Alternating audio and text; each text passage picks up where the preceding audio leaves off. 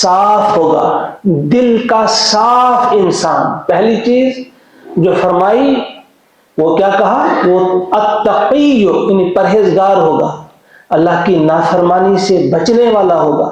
اور دوسری چیز یہ ہے کہ اس کا دل صاف ہو.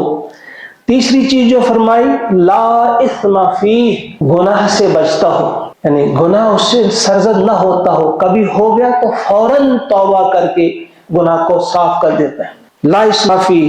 تین چیزیں. چوتھی چیز ولا بغیہ، ظلم کرنے والا نہ ہو، زیادتی کرنے والا نہ ہو، جو زیادتی اور ظلم نہ کرتا ہو. پانچویں چیز ولا غلہ، کینہ پرور نہ ہو، جس کے دل میں کینہ نہ ہو.